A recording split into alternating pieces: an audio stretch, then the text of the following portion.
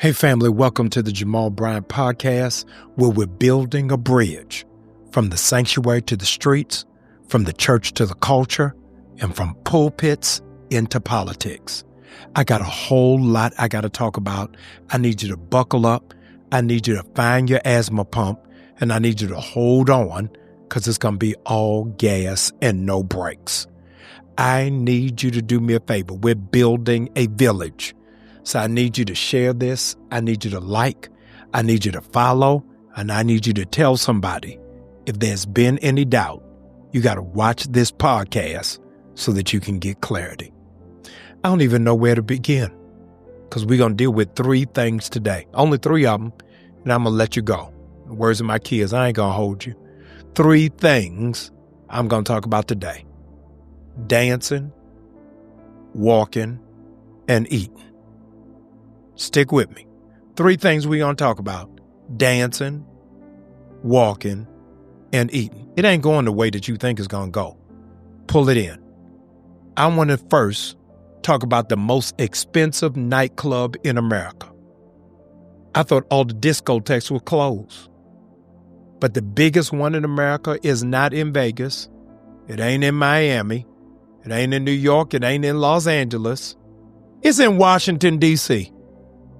A $250 million ballroom is being built with your money on the White House lawn. Now, here's what's crazy before I even talk about it. The East Wing of the White House only holds 200 people. The new ballroom, or what I'm calling Disco Donnie Trump, is going to hold 999. You having a party for 999 people, why? $250 million. And the president said the East Room was too small. So go to 400, go to 500. But almost 1,000 people will sit in this ballroom. Y'all, this is outlandish. And what's also unconscionable is that you are building a ballroom while the government is shut down, while people don't know where their next meal is coming from, where farmers are dying literally on the vine. I need y'all to check me. You will notice that back in August, Carolyn Levitt, who is the spokesperson for the president, said nothing will be knocked down. And lo and behold, they are knocking down the complete East Wing of the White House. The ballroom, ladies and gentlemen, is 90,000 square feet. 90,000 square feet. And what I got to ask is, President Trump, Republicans, evangelicals, MAGA supporters, tap dancers, what do we have to celebrate? What are you going to play in this ballroom? Are you celebrating the fact that farmers no longer are making any money? And you sent all of the money to Argentina to bail them out when you campaigned under America First? What y'all dancing about in that ballroom? That you are now defunding schools who do not ascribe to your agenda because they are teaching about slavery and civil rights? Y'all got to tell me what you dancing about. Are you celebrating the fact that you able to get black preachers to turn on their own community for free? And they get nothing out of it? What in the world is the celebration for? The fact that you know that you're trying to rig the elections because you are redrawing congressional lines in Texas, or that you will not swear in the newest Democratic Congresswoman because you know it's going to release the Ep.7 files? What kind of parties y'all going to have in a $250 million ballroom? Maybe that you are taking hellish delight and devilish glee on how much money you are making on the backs of black people. While it is that they go into that ballroom, I need them to let me be the DJ for the night. I'm going to play one song, and here's the one song I'm going to play. Back that thing up. Y'all got to back all the way up. and look at the carnage and the wreckage and the debauchery that is happening on the Constitution that you all are treating like toilet paper. You are gutting the Voting Rights Act that gives us the access to be able to be equal under the law. 1776, when America was in fact formulating itself, we were an experiment. 3 branches of government. That we were boasting the claim that the only place in the world where you were able to find the pure essence of democracy, that it didn't matter your nationality, your ethnicity, or even your economy, that we were one nation under God, indivisible, with liberty and justice for all. I say that while ICE agents are breaking into apartments at 2 o'clock in the morning and arresting people from sea to shining sea. I say that America of the beautiful, for spacious skies. You remember that? The amber grains? Well, the farmers ain't got no grains because all of the soy is now being sold out of South America and no longer in Idaho. Ladies and gentlemen, Martin Luther King Jr. was right in Memphis when he preached from Mason Temple Church of God in Christ and said that we got some difficult days ahead of us. Lace up your boots. Put on your backpacks. We got to ride at dawn while the White House is dancing in your ballroom. I got to ask, what food is going to be served there? Because the food that's going to be served there will not be available in public school cafeterias. But I'm jumping over my point because we just talking about dancing right now. 999 people will be on that invitation list, and I'm proud to tell you, I'll never be invited. I saw a post the other day that says nobody does renovations on a house they're getting ready to move out of. It was asked of them in the press room, when will it be finished? And the response came back glaringly, before 2029. In case you missed it, the election is in 2028. Are you trying to suggest to me that Donald Trump is building a ballroom for his successor? Has anybody ever seen J.D. Vance dance? I don't think so. And I'm trying to figure out who is going to be Donald Trump's dance partner because we can't get a Yonla to come to the White House even for visits. The ballroom is being built for people to dance while there's so many who are crying. So many who are trying to figure out how they're going to live, how they're going to sustain themselves. Can you imagine that a ballroom is being built while 1 million people in America slept in their cars last night? And y'all on black people? Because we asking where them fans at? No, we asking where them jobs at. We asking where is a balanced budget at? We're asking where are the senators at? When every single Republican senator voted for your health care to be quadrupled. I got to tell you this before you dance too fast. This is the last dance. Save the last dance for me. Can I tell you in Georgia where it is that I live? For you to have insurance for a family of 4 is $538 a month. But if this bill passes, it will be $1,236 a month, almost tripling what it is that they pay. A whole lot of people are getting ready to unnecessarily die, unnecessarily perish, unnecessarily not have access to affordable health care.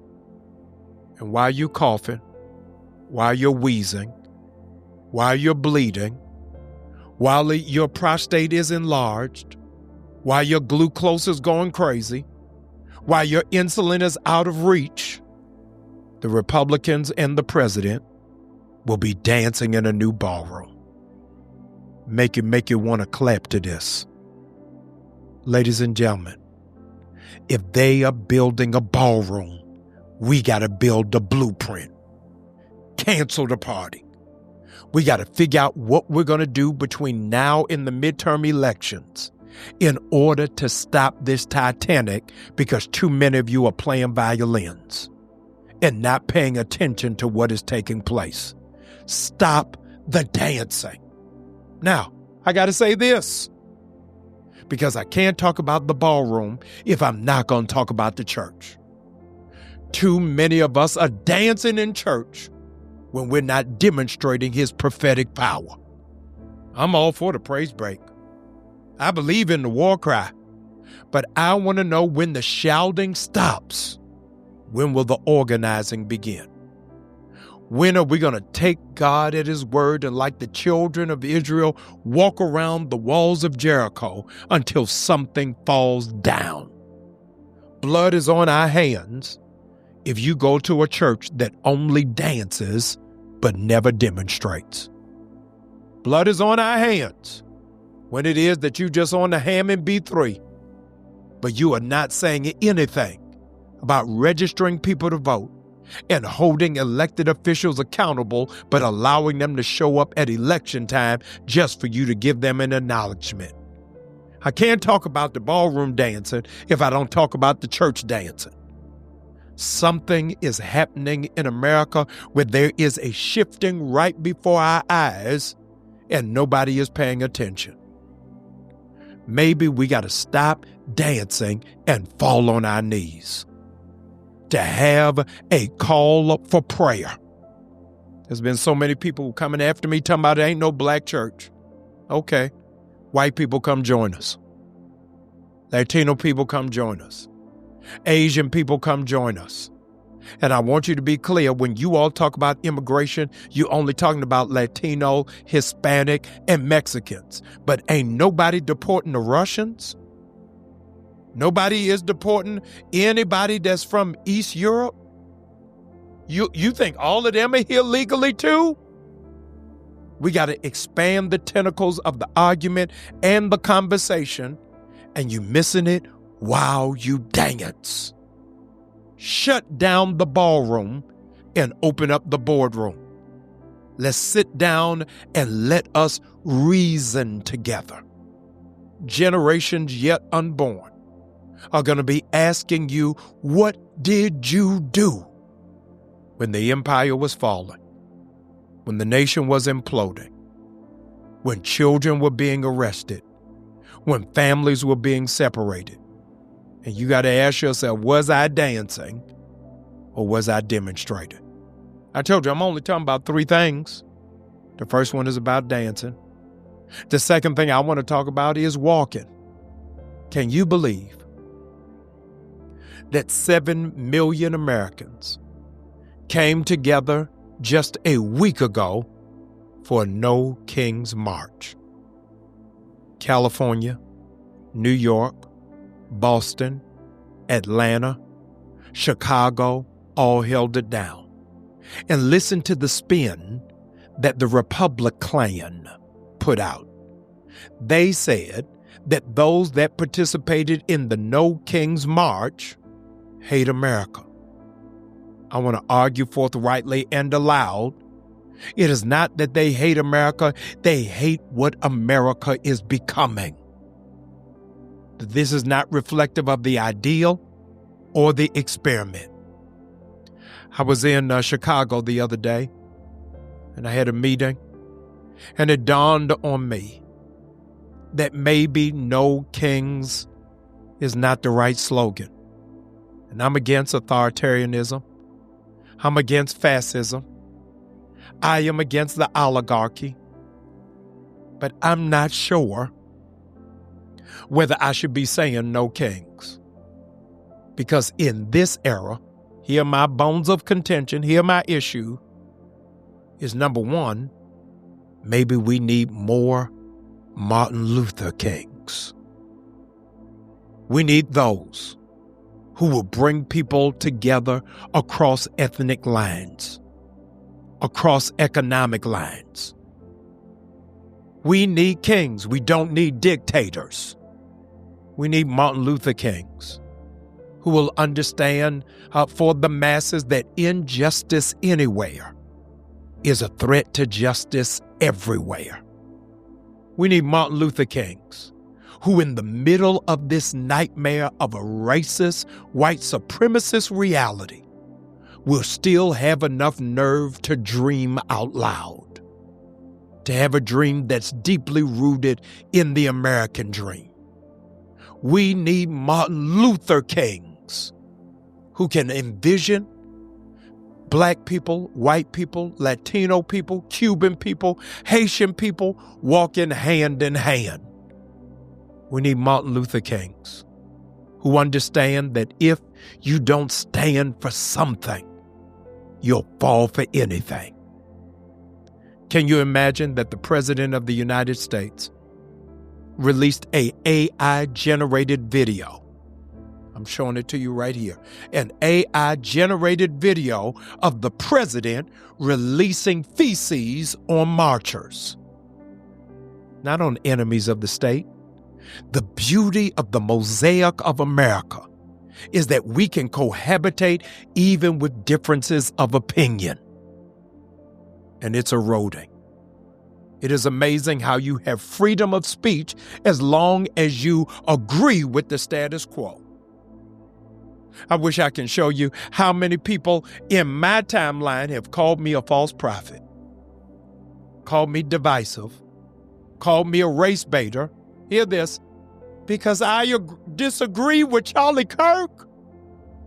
Not because I renounced the King of Kings or the Lord of Lords or renounced the Bible, but because I disagreed with many of the ideologies and the philosophies of a podcaster. How dare you? I'm not divisive. To say that I am divisive is to suggest that Charlie Kirk was a unifier. And he was not. The beauty of the landscape of this nation is that we have the right to disagree without being disagreeable. An Australian girl called me a race baiter. She's in Australia saying to me that I should not address race. It's amazing how she called me that from Australia, but has never addressed the inequality that is pressed upon the Aboriginal people in the nation she's in. Says absolutely nothing about the injustice, but for me to speak it is an indictment. We can't say no more kings if we want Martin Luther Kings to arise and emerge in the next generation. Secondarily, I believe in the King of Kings and the Lord of Lords. I want to be clear that I am unapologetically Black and unashamedly Christian. So I believe in the King of Kings, that at the name of Jesus, every knee must bow and every tongue must confess, even Donald Trump's knee. When he said on Air Force One, he don't believe that he's ever repented a day in his life. Every knee is going to have to bow. Even when Speaker of the House Johnson will not acknowledge the woman who has been elected, every knee is going to have to bow. I believe in the King of Kings because there is a name that is above every name. And at the name of Jesus, I ain't supposed to be preaching, but I'm here now. At the name of Jesus, every knee must bow and every tongue must confess. I believe in the King of Kings. Come on, Isaiah, prophesy. Since they called me a false prophet, let me bring in the real prophet.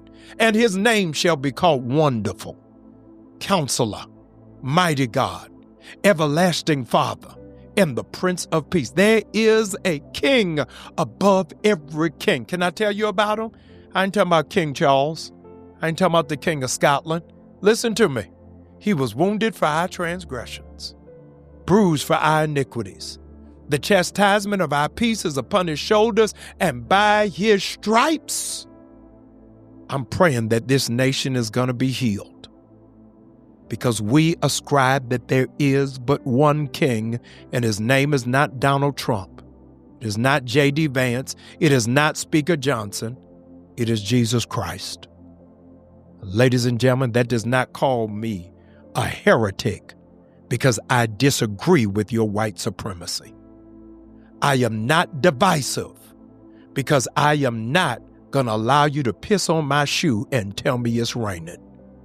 Ladies and gentlemen, in the words of Hosea Williams, I'm unbought and I'm unbossed.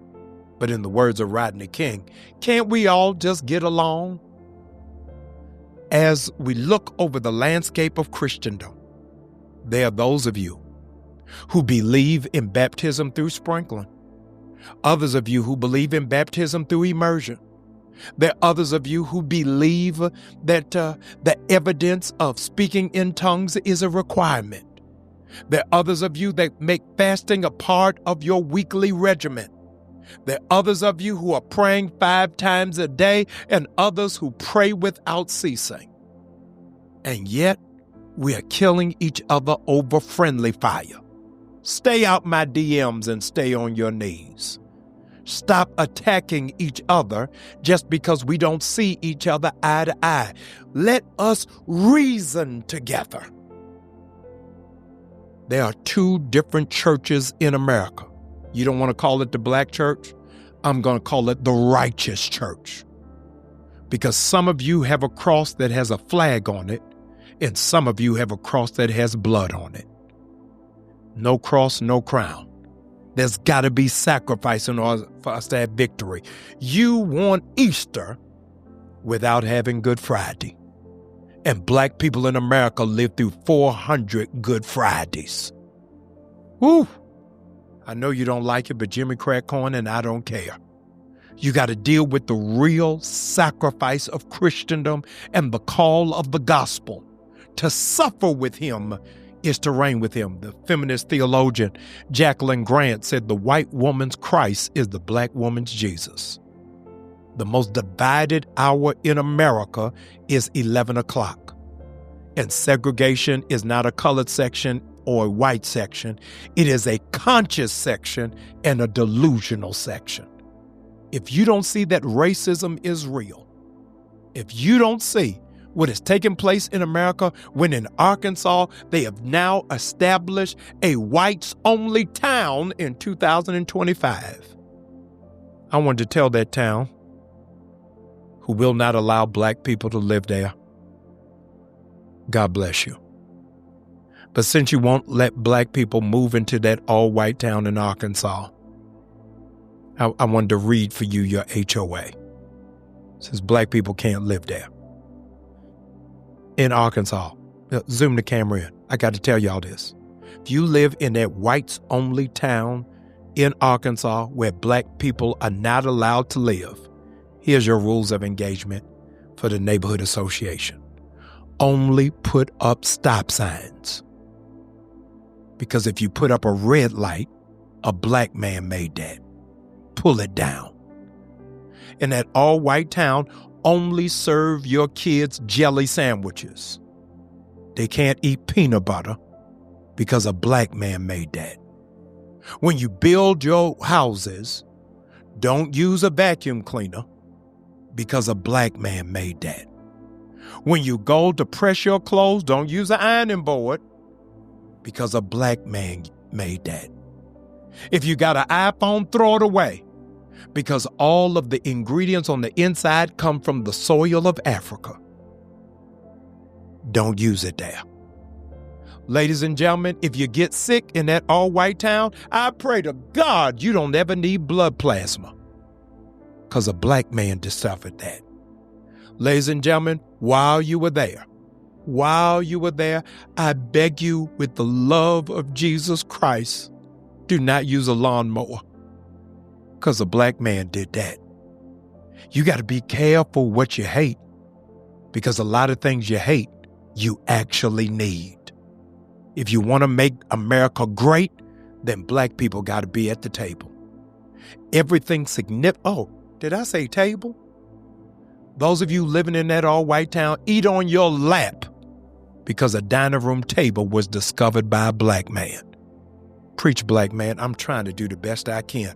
I'm just talking about walking because I already talked about dancing. I only got one last thing I got to talk about, and that's eating.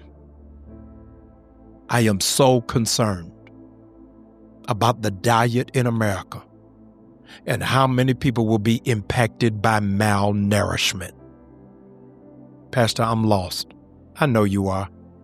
Did you know that if the government stays on the track and the course that it's in, that all of the funding for food stamps, EBT, will be gone? I want you to write it down. You ain't even gonna believe it when I tell it to you. 41%. 41 million people in America are on food stamps. You can't even imagine what 41 million people look like.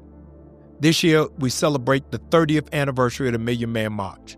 Go watch the footage of the Million Man March and then multiply that times 40. That's how many people are on food stamps. Now, I'm going to blow your mind. Of the 41 million people that are on food stamps, y'all ready? 78% of them are white. You had in your mind that it's black people that's on welfare. Only 26% of recipients of food stamps are black people. We working hard every day. We're eating by the sweat of our brow. We making $1 out of 15 cents. Every other Saturday, because I don't want you to think that I am just commiserating about the problem without offering solution. Every other Saturday, 1,500 cars come to my church's parking lot because they're contending with food insecurity. And we offer free groceries. And you'll be delighted to know it ain't just for black people. It's white people in that line. It's Latino people in that line. It's Asian people that are in that line. It's Arab people that are in that line. There's 1,500 people, and hear this, that's before food stamps get cut off. Last year, I gave away 2,000 turkeys before food stamps got cut off. We got to figure out churches, community leaders, civil rights organizations, those of you who claim to have a heart and exercise and function in compassion. I want to say something to you and it's going to mess you up. I promise you it's going to mess you up, but I got to say it. Do you know Jesus healed more times than he preached? Drop some mic. He healed more times than he preached. But we doing more preaching than we are healing. We're going to have to flip the script. We got to pull it together. A year from now, there'll be no free lunch in public schools. So churches, we got to take over the cafeteria or we got to send buses to go pick these kids up. Something has got to happen because business as usual is no longer acceptable. There is no fork because all the knives have been used to stab us in the back. You didn't vote for Kamala Harris because you said the price of eggs was too high. And look at you now, and you can't afford chicken. We're finding ourselves at a critical place, and our people died from a lack of knowledge, and now we're about to die from a lack of food. Something has got to happen. This Thanksgiving is going to be a whole lot different than years gone by. It is not going to be all of the trimmings and all of the sides. Thanksgiving is just going to be dinner for a lot of hard-working American families. And we've got to turn it around. Power concedes nothing without demand. That's what the abolitionist Frederick Douglass said. And I said this, I say the exact same thing. Speaking of demands, I want to say a word to Target. It's getting tight, and I'm tired of playing. We getting ready to raise it up a notch. Black Friday is coming. Black Friday is coming. Black Friday is coming. And on Black Friday, we need to hold back black dollars. Black Friday is coming, so you need to support Black businesses. Black Friday is coming, so you should not support any company that does not support diversity, equity, and inclusion. My slogan this Christmas season, write it down, put it on a t-shirt, put it on a bumper sticker. This is my slogan this Christmas season. I'm not buying it. Buy nothing from Target. I'm opening up a pop-up called the Bullseye Market from Black Friday to Cyber Monday of 100 Black businesses, and I'm going to replicate it all over the country. I want you on social media to use the hashtag not buying it and then add Target. I want you to do it. Put it in the thread. Put it in the comment section. It's right here below me. Hashtag I'm not buying it at Target. I want you to have it. This Christmas season is going to be a lonely season for Christmas for Target because their next reporting deadline is coming up. And they've tried to ascribe their monumental fall on everything but the boycott. But we're going to show them. Because this Christmas season, I'm not buying a wreath, tinsel, angel hair, a tree, eggnog, a stocking, nothing am I buying from Target. And I'm telling every person of conscience to follow our lead. This is the most significant movement since the Montgomery bus boycott. And we about to take it into overdrive. Target, holla at your boy. I got the same number. Got the same email. I'll meet you anywhere. But Black Friday is coming. I ain't heard from Target in almost 4 months. In their arrogance, they think they ain't got to address this issue, but it is not going away. There'll be no dancing. We all getting ready to march. And in the words of the hood, all us gonna eat off of this. Thank you for hanging out with the Jamal Bryant podcast. Let's be clear. I'll see y'all next week.